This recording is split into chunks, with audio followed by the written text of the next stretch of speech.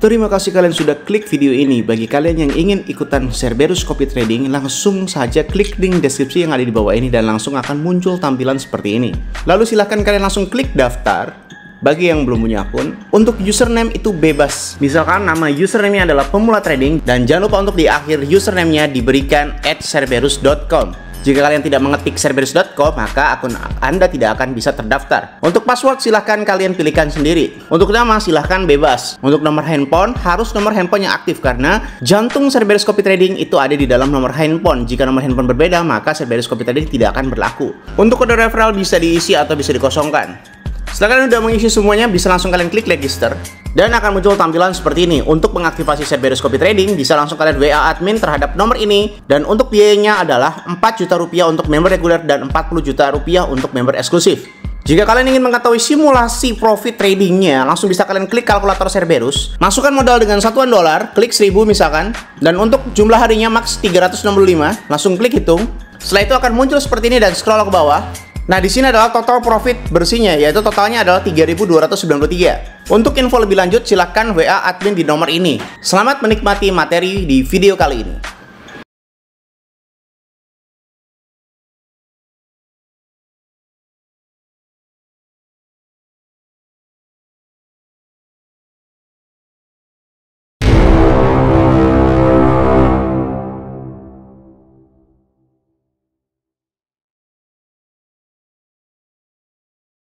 Salam traders, balik lagi sama saya Andi Firmansyah di channel ESG.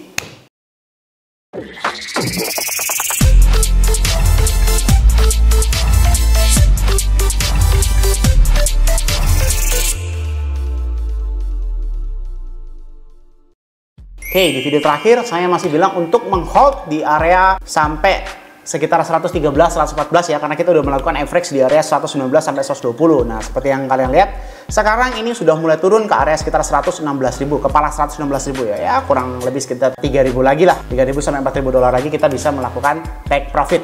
Nah, untuk hari ini saya akan sharing terhadap kalian tentang 6 hal yang harus kalian pahami pada saat melakukan trading.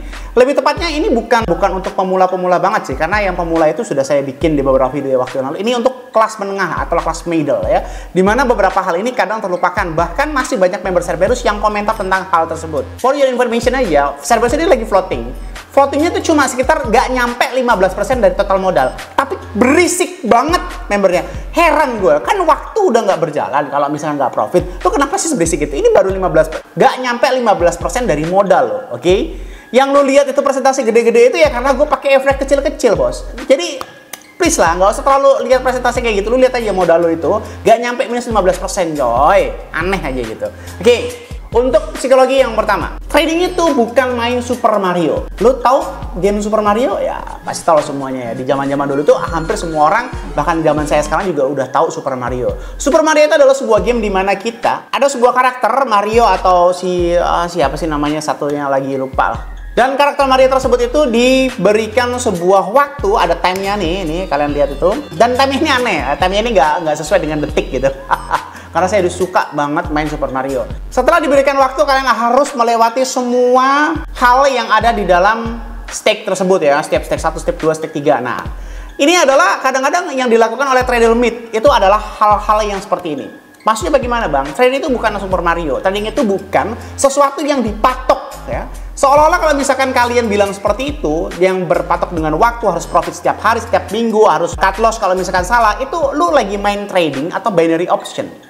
Bagi yang nggak tahu, binary option adalah sebuah instrumen yang ngaku-ngaku trading di mana kita diberikan waktu. Contoh, kita milih dulu nih waktunya 1 menit, 2 menit, 5 menit, 1 jam, 2 jam, dan lain sebagainya. Dalam kurun waktu tersebut, kita harus mau nggak mau harus close di dalam posisi. Kalau kita open posisi long, ya berarti harga kalau di atas maka kita profit, kalau di bawah kita loss. Begitu pula sebaliknya. Intinya, waktunya itu sudah ditentukan. Jadi kalau misalkan trader-trader mid itu bilang bahwasanya trading itu harus profit setiap hari, setiap minggu, harus rajin-rajin cut loss, trading itu bukan Super Mario, bos, ya. Trading itu adalah sesuatu yang tidak didasari dengan waktu. Semakin kalian ya tergesa-gesa oleh waktu, maka akan semakin pudar juga psikologi kalian. Maka akan semakin panik juga. Misalkan nggak profit sekitar 2 hari, 3 hari, 1 minggu, 2 minggu kayak gitu, kalian udah berusaha untuk mencari jalan, ini apa CL dan sebagainya. Padahal itu belum sesuai dengan kriteria cut loss kita, belum sesuai dengan margin call kita, belum sesuai dengan syarat-syarat money management kita, kayak gitu kan. Ya baru sekitar 10% dari modal udah panik, itu aneh menurut saya. Jadi sekali lagi, trading itu bukan Super Mario, trading itu bukan suatu kegiatan yang dibatasi oleh waktu. Trading itu sesuatu yang tidak terbatas waktunya ya, karena memang sekali lagi trading itu adalah sebuah kegiatan untuk menambah penghasilan, bukan menambah stres. Yang kedua, hindari energi negatif. Oke, maksudnya apa bang? Begini. Trading itu adalah sesuatu yang sangat sulit-sulit. Ini gue nggak tahu ya, terserah lo mau bilang kayak gimana juga. Intinya gue adalah seorang yang umur 29 tahun. Gue sebentar lagi lulus doktor dan gue sudah memenuhi kriteria syarat untuk profesor, tinggal doktornya aja ya. Jadi kalau lu tanya gue siapa, gue adalah seseorang yang berusia 29 tahun, mau lulus dokter tinggal hitungan bulan dan sudah menjadi calon profesor. Harta gue mungkin ya nggak nyampe 1 T, tapi ratusan lah ya. Lu bisa datang ke kantor gue dan lu lihat sendiri ya, istri gue banyak, anak gue juga banyak. Jadi kalau lu bilang bahwasanya gue nggak ngerti apa-apa tentang kehidupan, lu cari tahu dulu siapa gue. Jadi menurut gue, dengan versi hidup gue yang seperti ini, trading itu adalah sesuatu yang paling sulit di antara semua kegiatan yang pernah ada di dalam kehidupan gue. Gue juga pernah kok jadi buruh biasa, jadi leader biasa dan sebagainya. Gue pernah mengalami itu semuanya. Tapi trading itu adalah mempunyai tingkat difficult yang benar-benar ultra very hard. Udah ultra very lagi, atau very ultra hard lah intinya. Nah, lu harus sadar bahwasanya trading itu adalah sesuatu yang paling atas top tiernya di dalam kehidupan. Menurut gue kayak gitu ya. Selain trading itu menurut gue nggak ada hal yang lebih susah. Karena ya lu bisa tahu sendiri lah, trading itu bisa menghasilkan uang setiap saat gitu loh. Hal segampang itu nggak mungkin mempunyai resiko yang kecil gitu ya. Jadi hindari semua energi negatif yang seolah-olah akan membuat lu tidak fokus. Seperti lu mengambil keputusan pada saat lu lagi berantem sama pasangan lu mengambil keputusan pada saat lu lagi dibentak-bentak sama atasan lu mengambil keputusan pada saat berantem sama anak lu ngambil keputusan pada saat tabrakan di jalan dan lain sebagainya. Dan menurut gue ya gimana ya? Secara analoginya kayak gini aja. Kalau lu lagi mengalami tingkat emosional yang cukup tinggi, baik di berbagai hal atau apapun, baik internal ataupun eksternal di dalam kehidupan lo, jangan pernah sekali-sekali buka chart, apalagi open posisi, apalagi mengambil sebuah keputusan. Intinya, tutup aja chartnya, lu nggak usah buka HP kalau lu lagi nggak bener-bener baik-baik aja ya. Intinya sekali lagi, kalau lu ngelakuin hal tersebut, gue jamin setiap keputusan lu bakalan salah. Karena apa? Setiap energi negatif itu bakalan terkonversi menjadi sebuah keputusan yang tidak masuk akal pada saat lu melakukan trading, scalping, ataupun apapun itu. Nomor 3 ini menurut gue rada-rada kontroversial. Karena apa? Menurut gue beberapa orang juga nggak akan pernah percaya tentang hal ini. Nomor 3, jangan pernah dengerin kata orang sekalipun itu master. Oke. Lo boleh menghujat gue, tapi lo komentar di bawah ini, kita diskusi bareng-bareng secara baik dan benar. Jangan offense, jangan seolah-olah marah-marah dulu. Kita diskusi sehat aja di bawah ini kalau memang lo pengen diskusi. Atau kita nanti adain entah itu tanya jawab live atau dan lain sebagainya. Kalau kita dengerin, oke, kita kesampingkan dulu master ya. Kalau lu bilang bahwasanya lu nurut sama teman lu yang nggak bisa apa-apa, itu lu udah bener-bener ya, udah nggak bisa benar-benar ditoleransi lagi ya. Temen lu aja, kalau temen lu sepinter itu, temen lu udah kaya. Kalau temen lu sehebat itu di dalam dunia trading, dia itu udah menjadi master trading, master copy trading, dan udah terkenal di mana-mana. Itu kalau memang ngedengerin pendapat temen lu. Jadi untuk orang biasa itu benar-benar udah nggak usah didengerin. Oke, itu udah fix ya. Loh, lalu kenapa bang? Master juga nggak boleh dengerin. Gini, master itu mempunyai sebuah sudut pandang lain, fallback lain, kesempatan lain, dan porsi yang lain juga. Dia nggak ngerti alasan lu ngambil open posisi pada saat itu, karena dia nggak ngelakuin open posisi yang sama kayak lo. Jadi menurut gua, itu nanti berhubungan dengan poin selanjutnya yang mau gue jelasin, yaitu jangan jadi kutu loncat ya. Nomor 3 dan nomor 4 ini saling berhubungan. Antara lu kalau misalkan ngedengerin orang sekalipun itu master itu nggak ikut open posisi lu bos. Master itu nggak tahu alasan open posisi lu itu kenapa. Master itu seseorang yang manusia juga, karena tidak menjamin bahwa dia master dan dia itu setiap omongan itu benar nggak menjamin ya. Seperti yang kalian lihat sekarang ya, saya win rate 99% dalam 4 tahun dan 100% dalam 290 hari. Tapi sekarang saya lagi salah. Walaupun sekarang floatingnya makin dikit, tapi tetap aja saya salah. Tidak setiap saat pendapat master itu benar. Dan sekali lagi, master itu nggak tahu lo open posisinya kenapa, open posisinya di mana, dan mereka itu mempunyai posisi yang berbeda-beda. Dan nextnya nih, ini masih berhubungan. Selanjutnya adalah jangan jadi kutu loncat. Oke ya.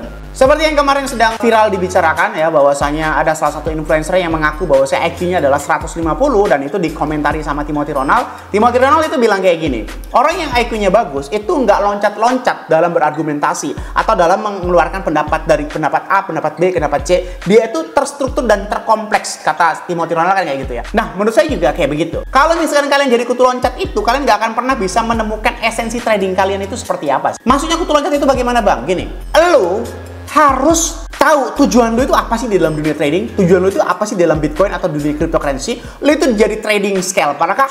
Lu itu jadi trading swing kah? Atau lu itu jadi trader long term atau investor? Ketiga hal ini benar-benar berbeda caranya ya. Pada saat lu open posisi, lu bilang, oh oke, gue bakalan jadi investor jangka panjang, gue mau kayak Timothy Ronald, gue mau menghold Bitcoin. Tiba-tiba 24 jam kemudian, tiba-tiba satu hari kemudian, lu ini panik karena udah floating 10% sampai 20%. Tiba-tiba, ya udahlah, gue trading swing aja. Nah, itu aja udah salah. Ketika lu open posisi, lu tidak boleh mengkhianati hal yang udah lu deklarasiin, ya. Kalau lu memang udah mendeklarasikan bahwa lu adalah trading long term atau investor atau jangka panjang, ya jangan sekali-sekali panik dong kalau misalnya tiba-tiba floating 10-20%. Kemarin lu ngaku adalah trader investor. Sehari ini lu ngaku trader swing. Besoknya lagi tiba-tiba nih ya, tiba-tiba habis lu cut loss 20% karena nggak kuat nahan floating, tiba-tiba besok lu open posisi lagi. Nah, setelah itu profit 2%, 3%. Lu kemarin ngaku trading swing, sekarang profit 3%, lu close. Otak lu di mana, Bos? Ngerti kegagalan jalan di mana? Barusan lu bilang bahwa lu adalah trading swing, tapi tiba-tiba besoknya lagi lu open posisi, profit 3%, lu close. Tiba-tiba lu berubah lagi tuh jadi trading scalping. Nah, inilah yang gue maksud, jangan pernah jadi kutu loncat. Itu baru awalannya. Belum lagi nanti cara main kalian tradingnya. Pada saat kalian menggunakan open posisi, kalian ini menggunakan fundamental. Tiba-tiba TA-nya bilang B, kalian tiba-tiba pakai TA. Kan aneh gitu kan. Atau sebaliknya, kalian pertamanya pakai TA, tiba-tiba ada fundamental, tiba-tiba ya udah begitu aja. Nggak bisa kayak gitu, Bos. Ya walaupun semuanya itu harus seimbang antara fundamental dan TA, tapi TA juga kan banyak banget, fundamental juga banyak banget. Jangan loncat-loncat. Kalau kalian loncat-loncat, tadinya itu kalian pakai Bollinger Band, tiba-tiba kalian pakai RSI, tiba-tiba kalian pakai MACD, tiba-tiba pakai fundamental, sebagainya, itu udah gak nyambung. Ketika kalian jadi kutu loncat, kalian harus bersiap-siap untuk tidak mendapatkan sesuatu. Itu udah pasti. Jadi saran saya, jangan pernah jadi kutu loncat. Baik mendeklarasikan trader scalper, swing, atau investor, ataupun tekniknya secara TA ataupun fundamental. Itu udah pasti nggak akan benar. Lalu yang terakhir, ini yang selalu saya katakan, trading itu nggak akan pernah bisa buat lo kaya. Ada sebuah perspektif yang benar-benar salah di mata orang atau di mata lo yang sekarang nonton. Trading itu katanya bisa bikin kaya. Enggak, Bos. Enggak. Kalau lo lihat rumah gua miliaran, puluhan miliar atau ratusan miliar, lo datang ke kantor gua dan sebagainya, modal gua berapa, Bos? Gua mendapatkan kurang lebih miliaran dalam 1 bulan. Modalnya berapa, coy? Lo modal ratusan juta, lo modal 100 juta, berharap 1 bulan dapat 100 juta. Menurut gua udah salah. Menurut gua konversi yang paling benar itu adalah 1 bulan itu dikali modal lo 5% aja udah bagus. Serius. Karena kalau 5% dalam 1 tahun itu 5 kali 12 itu udah 60%. Kalau mode komponen itu bisa jadi 100%. Itu udah menurut gue bagus. Bahkan gue sendiri aja susah ya. Misalkan modal gue 500 miliar. Dalam 1 tahun itu gue nggak lebih mendapatkan 300 sampai 400 miliar. Jadi menurut gue trading itu nggak akan kaya. Apalagi modal lu masih pas-pasan. Jadi kalau trading yang bener ya, gue nggak ngomong gue tentang trading micin lah, trading pakai leverage gede lah, trading kayak Super Mario lah, nggak, gue nggak ngomong kayak gitu. Faktanya adalah gue 4 tahun hampir tidak pernah mendapatkan 2 kali lipat dari modal. Modal gue 100 miliar. 1 tahun ya gue paling dapat sekitar 50 sampai 80 miliar. Modal gue sekarang misalkan taruhlah 700 miliar. Gue paling dapat ya mungkin sekitar 300 sampai 500 miliar karena ya gue pakai aset risk management. Gak mungkin lo sekarang punya 100 juta terus tiba-tiba lo dikasih duit 10M. Kira-kira 10M lo berani nggak tradingin? Gak mungkin. Sama seperti kayak gue. Pada saat gue modal gue cuma 100 juta, nggak semua 100 juta gue tradingin. Pada saat gue modalnya 1 miliar, nggak semua modalnya gue tradingin. Misalkan sekarang gue punya sekitar 800 miliar. 800 miliar itu nggak semuanya gue tradingin. Ya paling gue tradingin itu sekitar 300 sampai 400 miliar aja. Jadi 1 tahun itu ya gue cuma dapat sekitar 300 sampai 400 miliar aja. Karena yang gue tradingin segitu. Ya menurut gue ya 50% dalam 1 tahun itu udah lebih dari cukup. Karena duit gue banyak. Ya kalau duit lu seuprit, duit lu cuma 100 juta, duit lu cuma 10 juta, lu berharap modal 10 juta misalkan jadi miliaran, itu menurut gue aneh. Kecuali memang lu nggak punya kebutuhan dapur. Nah itu beda lagi tuh. Ya, itu nanti gue bahas tuh. Jadi mode kompon dan sebagainya. Ya karena ya misalkan gue nih, gue ini masih ikut tercampur kebutuhan dapur. Jujur aja, Misalkan gue dapat kurang lebih 2 miliar per bulan. 2 miliar ini nggak ke kompon karena 1 sampai 1,5 miliarnya gue pakai. Paling gue dapat nabungnya cuma 500 juta. Udah gitu aja. Jadi dalam 1 tahun itu bukan mentang-mentang modal gue 700 miliar, tahun depan jadi 1,5 triliun, enggak. Karena gue juga pakai duitnya. Apalagi lu yang kayak begitu. Lu modalnya cuma cepet, lu modalnya cuma 1 M, lu bermimpi jadi 10 miliar, 100 miliar, itu susah bos. Apalagi kalau duitnya masih nyampur, kecuali di kompon. Jadi sekali lagi untuk yang terakhir kalinya bos ya, trading itu nggak akan buat lo kaya bos. Trading itu nggak akan pernah buat lo kaya karena trading itu cuma menambah penghasilan. Semakin lo berpikir trading itu bakal kaya, semakin lo akan nyungsep dan margin call. Gitu aja. Jadi kalian harus mengingat 6 hal tersebut dalam dunia trading. Apalagi kalau kalian udah trading 1 tahun, 2 tahun, ini benar-benar relevan. Biasanya kalau orang yang baru trading sebelum 2 bulan gak akan pernah ngerti itu hal-hal kayak gini. Kalau kalian ngerti berarti kalian hebat. Silahkan komentar di bawah ini kira-kira berapa lama Anda trading dan apakah ini semuanya relevansi. Kalau memang tidak relevan, mari kita berbincang sehat. Siapa tahu saya juga ada koreksi gitu ya. Oke? Semoga bermanfaat video kalian yang saya sampaikan. Jangan lupa klik like, comment, dan subscribe. Logikanya nih, kalau kalian nggak subscribe, ngapain saya buat video lagi? Dan share ke teman kalian agar teman kalian tahu apa yang kalian tahu. Saya Andi Firmansyah, use your logic, dan salam traders.